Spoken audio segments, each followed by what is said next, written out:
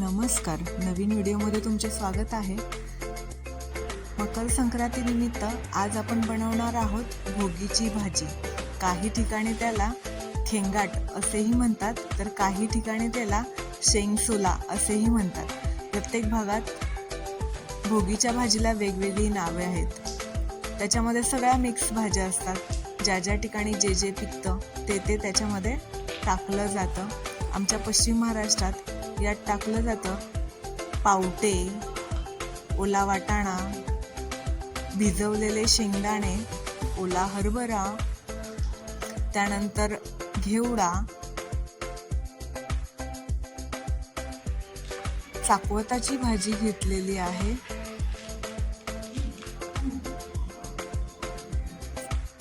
ज्या ज्या भाज्या हिवाळ्यात पिकतात त्या ठिकाणी त्या भाज्या त्या भाजीमध्ये टाकल्या जातात।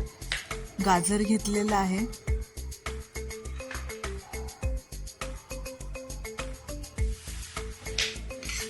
आता मी एक वांग घेत आहे,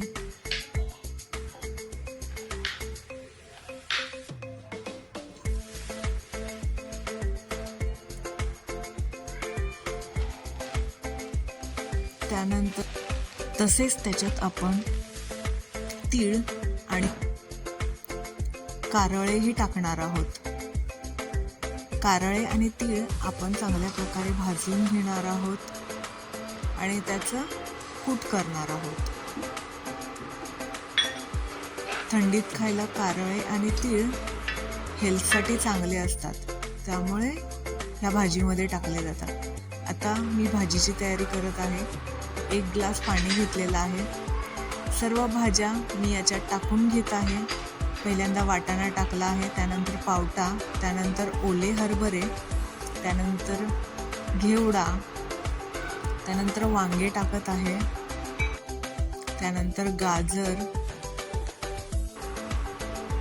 त्यानंतर चाकवताची भाजी व शेंगदाणे असे सर्व मिक्स करून घेतलेले आहे। आणि त्यावर मी आता झाकण ठेवून 10 मिनिटं शिजून देणार आहे।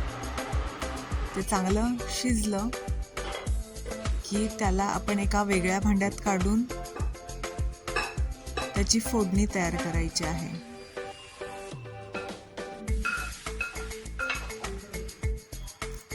मसाल्यासाठी आपल्याला सुके खोबरे, लसूण, कारळे आणि तीळ हे सर्व वाटून घ्यायचे आहे।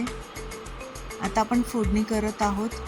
त्यात टाकलेलं आहे 1 चमचा तेल, मोहरी आणि जिरं घालून घेतलेलं आहे। त्यात आपण लसूण आणि खोबरं टाकायचं आहे। त्यानंतर लाल मिरची पावडर, हळद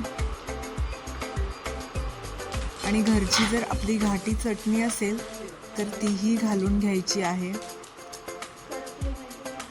ज्याप्रमाणे तिखट आवडतं त्याप्रमाणे घालून घ्यायचं आहे। त्यानंतर आपण शिजवलेली भाजी त्यात टाकणार आहोत। जर तुम्हाला ग्रेव्ही करायची असेल तर कमी पाणी टाका, आणि जर पातळ रस्सा भाजी बनवायची असेल तर तुम्ही जास्त पाणी टाकू शकता। आता मी तिळाचं कूट टाकत आहे, त्यानंतर कारळाचं कूट टाकत आहे,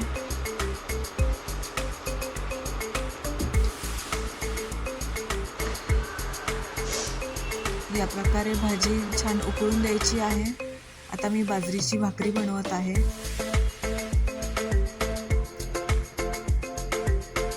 पीठ घेतलेलं आहे, थोडंसं मीठ टाकलं। पीठ चांगल्या प्रकारे मळून घ्यायचं आहे। जेवढं जास्त तुम्ही पीठ बाजरीचं मळाल तेवढी भाकरी तुमची फुगणार आहे आणि मऊ होणार आहे।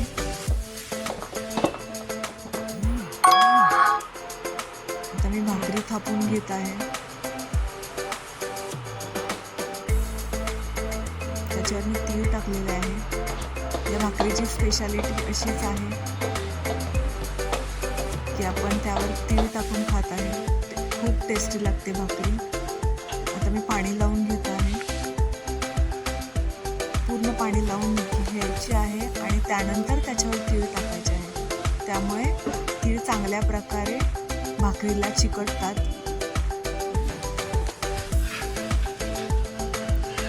मी भाकरी उलटून घेत आहे. भाकरी चांगल्या प्रकारे भाजलेली आहे. डायरेक्ट गॅसवर भाजल्यामुळे भाकरी थोडी क्रंची होते आणि पापुंत्रा थोडा चांगला येतो, त्यामुळे मी डायरेक्ट भाजलेली आहे. तुम्ही पाहू शकता तीळही भाजले गेले. तुम्ही नक्की भाकरी आणि भोगीची भाजी करून बघा, तुम्हाला नक्की आवडेल. प्लीज चॅनेलला सबस्क्राईब, लाईक आणि शेअर करा, तसेच कमेंट करा. थँक्यू. तिळगुळ घ्या, गोड गोड बोला आणि मकर संक्रांतीच्या हार्दिक शुभेच्छा.